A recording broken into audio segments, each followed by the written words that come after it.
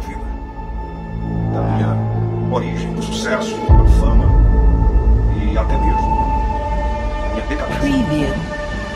Ó, esse aí conhece bem, esse aqui, aí, ó. Olha aí, olha aí. Ui, cara, não filma.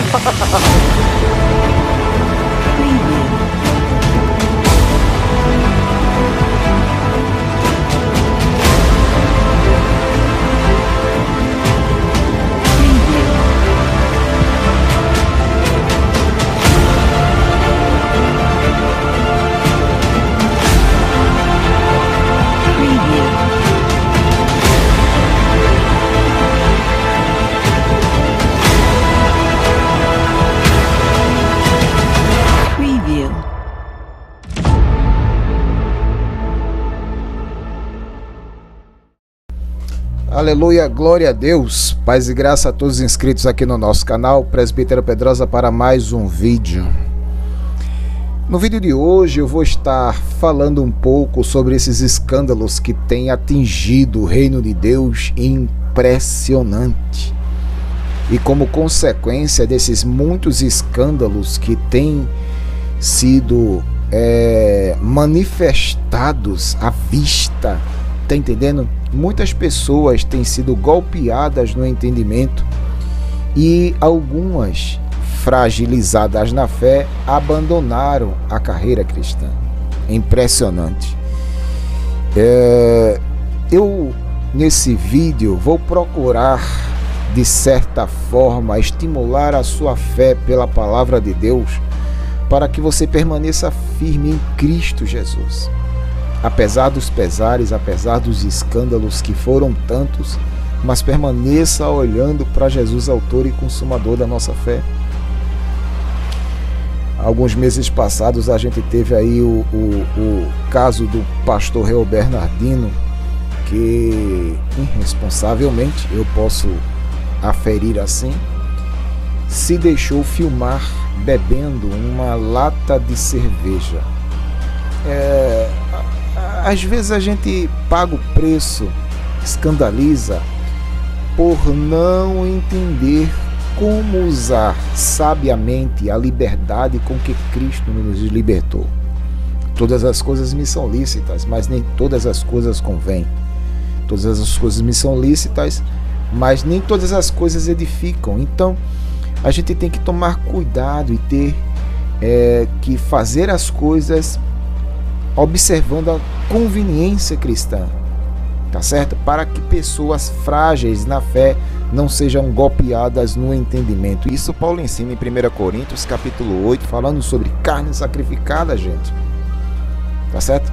Paulo tinha um entendimento que se comesse carne sacrificada, ele nem ganharia, e se deixasse de comer, ele nem perderia. Uma coisa ou outra, nada a ver. Paulo tinha entendimento, tinha maturidade de que a carne que estava sendo sacrificada ao ídolo era do Senhor. E o ídolo não era nada na mentalidade de Paulo, na maturidade de Paulo. Só que Paulo prossegue nesse discurso dizendo assim: olha, vejam que a vossa liberdade, a vossa maturidade não seja de alguma forma escândalo, tropeço para os fracos na fé. Ok? Então é justamente isso que aconteceu com o caso do pastor Réu Bernardino e aquela famigerada filmagem bebendo aquela cerveja. Não existe nenhum trecho das escrituras dizendo que o cristão não pode beber. Não existe isso, tá entendendo? O que existe é recomendação para que o cristão não se embriague com o vinho que há contenda, mas que ele seja cheio do Espírito. Mas não existe nenhum texto nas Escrituras do Novo Testamento, dos ensinos apostólicos, dizendo que o cristão não pode beber. Não existe. Está entendendo? O que a gente deve fazer é saber usar bem a liberdade com que Cristo nos libertou. Saber usar com maturidade. E é isso que muita gente não tem, maturidade. E às vezes se deixa levar na roda de amigos e dá no que dá. Tá certo? Tivemos também outro problema relacionado com o pastor Adeildo Costa. Tá certo? O Adeildo Costa teve ali os seus problemas relacionados com as drogas. E mesmo sendo pregador dos Gideões, mas tinha esse calcanhar de Aquiles que eu perseguia. E fracassou nesse momento, tá certo? A gente ora, pede a Deus que levante novamente, mas só que as marcas, os efeitos, vamos dizer assim, causados pelas atitudes deixadas, cometidas, providenciadas, elas são terríveis. Muitas pessoas foram golpeadas no entendimento por conta dessas atitudes aí, e algumas naufragaram na fé. É aquilo que eu falei, né? É o ponto de referência. Muitas vezes a gente tem os nossos pontos de referência. Eu mesmo, sinceramente, eu tenho os meus pontos de referência. Além das escrituras, eu tenho pessoas como referência na minha vida cristã que estão me ajudando espiritualmente no conhecimento da palavra de Deus. Eu poderia citar alguns aqui, mas eu acredito que vocês já devem ter prestado atenção em toda a minha mecânica aqui no nosso canal, tá certo? Eu tenho meus pontos de referência. E o Adeildo Costa era um ponto de referência para várias pessoas que foram golpeadas no entendimento pelas atitudes do Adeildo Costa, tá certo? Tem também o caso da Flor de Lis, né? Tô com a matéria aqui no G1, essa matéria é recente. A matéria diz: Flor de Lis combinou a morte do marido em troca de mensagens. Até quando vamos ter que suportar esse traste? Isso aqui estava numa mensagem dentro de um celular que foi resgatada pela Polícia Federal, tá certo? Então, o caso aqui é falando sobre a pastora Flor de Lis, do seu ministério. Eu estava conversando com algumas pessoas e teve um que falou comigo: Pedrosa, tu já percebesse como o ministério dela começou? Era Ministério Flor de Lis, e na fachada da igreja dela estava a foto dela, do pastor, o marido dela, e embaixo tinha um nomezinho, Jesus Cristo, né? Os dizeres falando do Evangelho. Só que quando teve uma reforma na igreja, o nome Jesus foi tirado e deixou só Ministério Flor de Lis. E eu não sei, eu fiquei até estranhando essa postura da suposta pastora nessa questão, né? Vocês sabem qual é a minha posição em relação a essa questão de ser pastor. Eu sou muito assim, com o pé atrás. Eu não concordo muito com um ministério pastoral feminino. Isso daí para mim não existe nas escrituras, tá entendendo? As mulheres podem desempenhar bem o papel auxiliando, e elas o fizeram muito bem no ministério de Jesus, só que na questão de liderança eu não encontro nas escrituras textos, e até dentro de um contexto histórico não encontro nada relacionado com liderança feminina para a igreja. E a gente vê aí esse escândalo, né, da morte do pastor pela própria esposa. A própria esposa foi a mentora da morte do pastor Anderson, tá certo? Então, algumas pessoas, como eu já falei, foram golpeadas no entendimento quando ficaram sabendo disso. É impressionante como isso causa uma destruição generalizada dentro do reino de Deus, tá entendendo? Então, assim, o contexto todo desse vídeo aqui vai girar em torno dos escândalos promovidos por aqueles que deveriam estar sendo referência dentro do reino de Deus. É impressionante isso.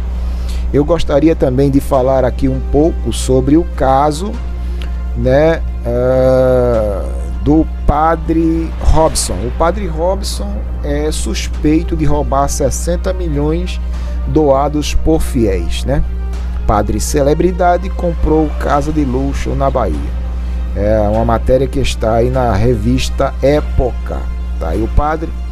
E vocês viram essas notícias aí girando no mundo secular, nas mídias sociais, nos telejornais, falando sobre essa questão do padre que enriqueceu à custa dos fiéis, à custa dos dízimos, das doações dos fiéis. Isso é impressionante. E muitas pessoas também, como eu falei, foram golpeadas no entendimento por conta dessas pessoas que deveriam estar promovendo a justiça. Elas deveriam estar promovendo a justiça do reino de Deus. Tá certo? Em Lucas capítulo 17,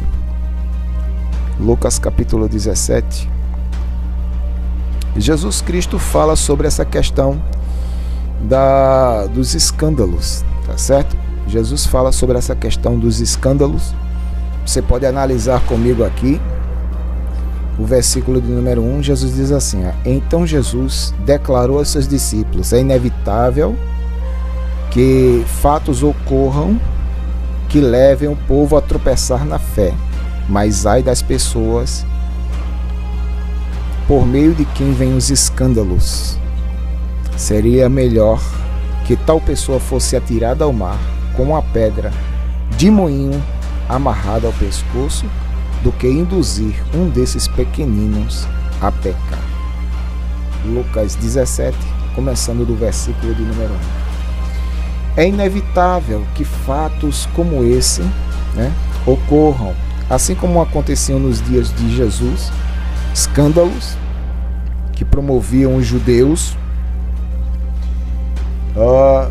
Nos dias atuais, escândalos que são promovidos por aqueles que deveriam pregar a justiça, mas estão promovendo escândalos de tal maneira a golpear a mente das pessoas que não têm uma base sólida dentro do reino de Deus e são vítimas. Eu queria falar para você, em nome de Jesus, se você está sendo golpeado no entendimento por conta desses escândalos que estão acontecendo, eu queria tratar com você texto que está em 2 Timóteo capítulo 2, um conselho de Paulo ao seu filho na fé, Timóteo.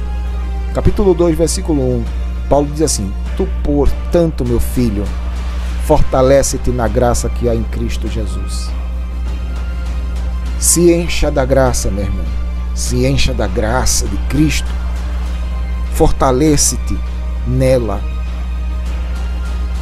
O que ouviste de mim, diante de muitas testemunhas, transmite a homens fiéis e capacitados, a fim de que possam igualmente discipular a outros.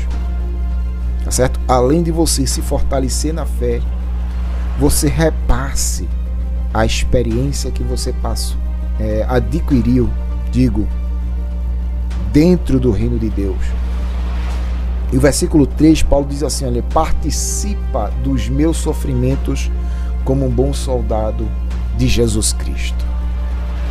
Nenhum soldado em serviço se permite envolver com negócios desta vida civil, porquanto seu objetivo é agradar aquele que o recrutou para a guerra.